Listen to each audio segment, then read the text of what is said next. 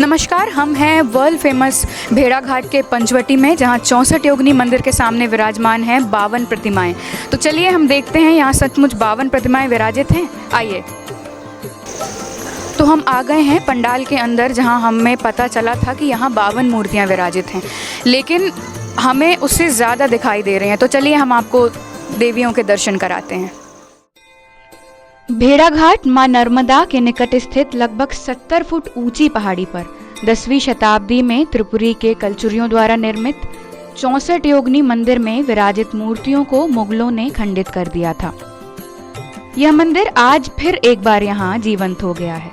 इन 64 योगिनियों को देवी काली का अवतार माना जाता है। मुख्यतः तंत्र मंत्र विद्या आदि से इनका संबंध है।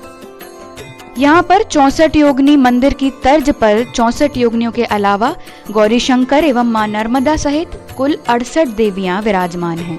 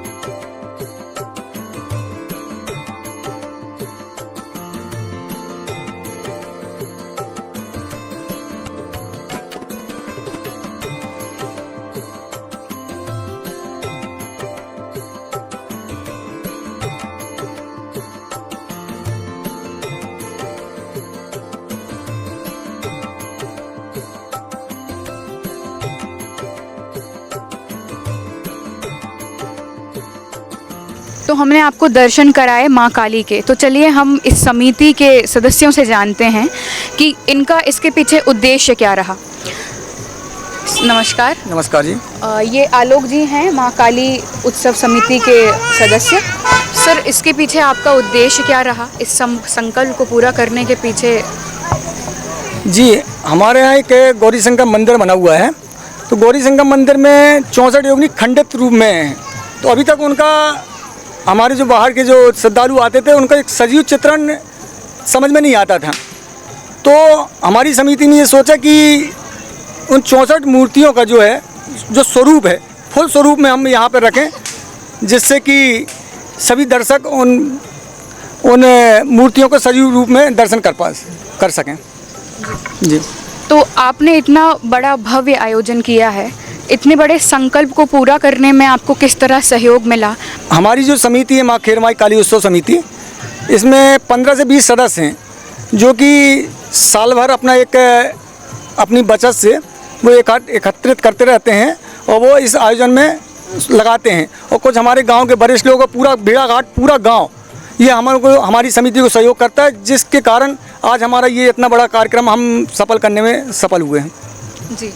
तो इतना बड़ा आयोजन आपने किया, 64 योगिनियों को विराजित किया, लेकिन यहाँ मुख्य देवी हमें काली माँ दिखाई दे रही हैं। तो उसके पीछे इसका उद्देश्य क्या है? चूँकि माँ काली ही हम लोग यहाँ रखते आ रहे हैं जी। विगत 5-6 वर्षों से माँ काली की प्रतिमा रखते आ रहे हैं। विगत 5-6 वर्षों से माँ काली की प्रतिमा यहाँ रखते आ रहे हैं। चूँकि इस बार हम लोगों ने ऐसा लगा कि हम 64 योगिनी रखें, साथ में गौरी शंकर भगवान, मतलब गौरी शंकर भगवान का ही मंदिर, गौरी शंकर के नाम से ही मंदिर जाना जाता है। 64 योगिनी को उसमें बाद में जोड़ा गया कि 64 योगिनी का भी है। तो इसलिए सामने आप देख रहे हैं गौरी शंकर भगवान की भी मूर्ति है। और हमारे क्षेत्र की जीवनदायिनी माँ नर्मदा जो हम सभी को रोजगार भी देती हैं, जीवन भी देती हैं, तो हमारे मन में ये भी इच्छा है कि हम क्यों ना अपनी माँ का भी यहाँ पे स्थापित करें। तो बाजू में आप काली माँ के बाजू में देखेंगे माँ नर्मदा जी की भी मूर्ति हम लोगों ने यहाँ स्थापित की है। अभी हमने बात की थी यहाँ के समिति सदस्य आलोक जी से, तो चलिए अब हम समझते हैं यहाँ के पूजन विधि के बारे में यहाँ के पंडित जी और पंडा से।